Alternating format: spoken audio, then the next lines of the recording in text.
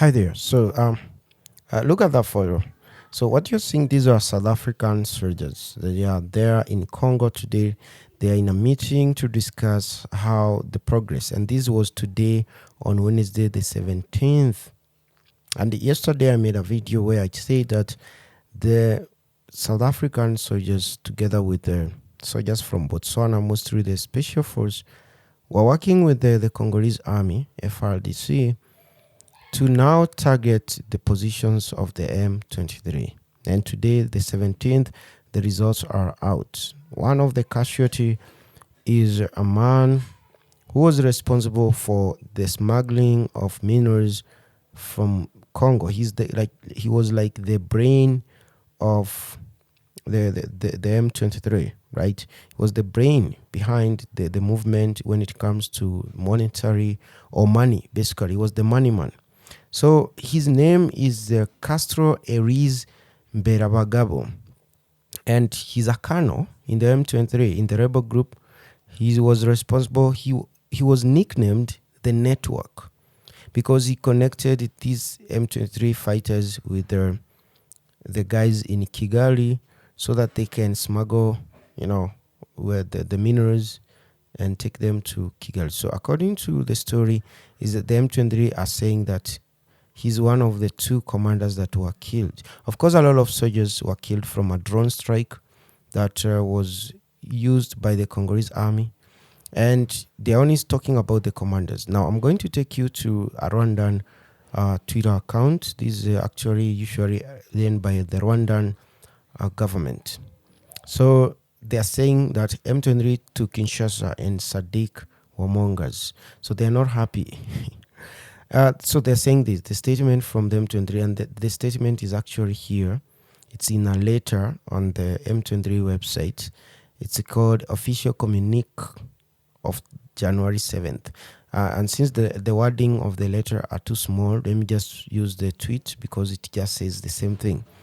So one of the things they're saying in the letter is that the M23 has respected the regional leaders and international partners imposed ceasefire, which the government in Congo or the Kinshasa regime flouted and ignored. On Tuesday, that is yesterday, January the 16th, Kinshasa regime yet again violated the imposed ceasefire by attacking our positions, carrying an act of assassination behind frontline, killing our two commanders. So that's what they are saying. Even though we know since last year, it was the M23 that was violating the ceasefire. Until now they're pretending that they've been, not attacking. They've been killing people all this time.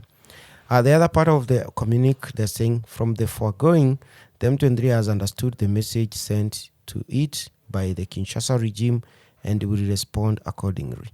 So whichever they do, they have nothing they're going to do. So one of the commanders that have been killed, this man here on the right was killed some time back. So the picture doesn't relate to what happened today. But I'm going to show you what happened today.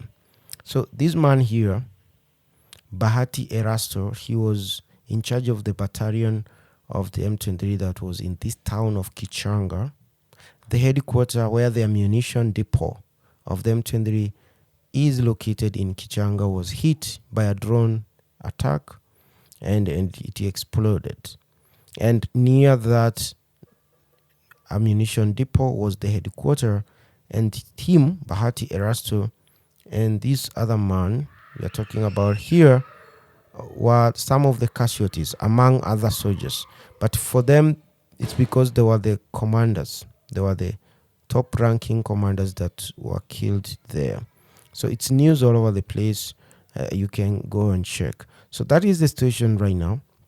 And today again, the president of Rwanda, Paul Kagame, went to Switzerland, Davos, and he met with the Secretary of State, Anthony Blinken, the United States. And they were talking about the situation in Congo. And according to the report or the press release by the government in the US, basically they are saying Secretary Blinken meeting with Rwandan President Kagame.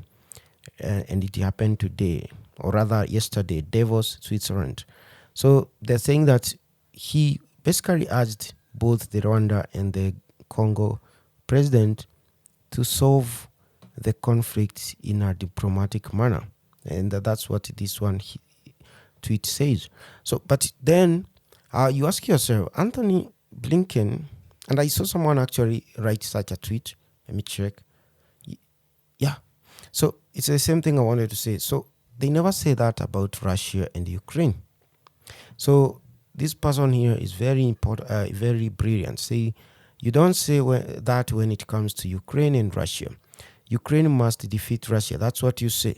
So what's the difference here? Rwanda is invading Congo, and you're telling the Congolese government to resolve the crisis diplomatically, as if Rwanda is not the invader. So that is a serious question. And people, this American usually, I don't know what Paul Kagame tells them. I know he keeps lying, telling them that there's this huge group of Hutus called FDLR. And let me tell you something about FDLR. I don't remember, unless I have a problem with my memory, I don't recall a time FDLR, this group, has ever crossed the border from Congo to Rwanda. You know, for example, where I come from, we have a threat from Somali Islamist group called Al-Shabaab. So if I say Al-Shabaab is our enemy, we fear Al-Shabaab, we have evidence that they have ever crossed the border to come to our country and attacked people. But FDLR, there's no single time FDLR has ever closed the border to Rwanda. But they create it as if it's an enemy. An enemy no one knows where it lives.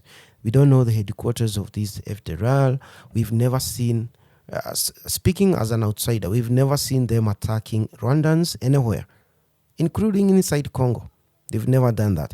But you hear them use the lie that there is FDLR. I think maybe FDLR refers to the minerals in Congo. I think that's what it means. So when Paul Kagame goes to these Americans, he tells them that the minerals in Congo are the enemies. And Rwanda has to go there and try to fight these minerals and to an extent arrest these minerals and take them back to Rwanda. I think that's what they mean, because why does he always try to convince the Americans that Congo is the bad guy by using FDLR? Unless the FDLR means, as I said, minerals. Anyway, Congo is being invaded by Rwandan troops. They're also arming some elements inside Congo to fight alongside the Rwandan troops. And Congo is defending itself. So you can't ask Congo to solve this issue diplomatically. How now? How are you going to negotiate with their invaders? Someone crosses the border from a neighboring country and comes to your country. Then you sit down to negotiate. I mean, that's nonsense, right? Unless that someone is more powerful than you, which is not the case between Rwanda and Congo. So the only other solution is for basically Congo to continue fighting.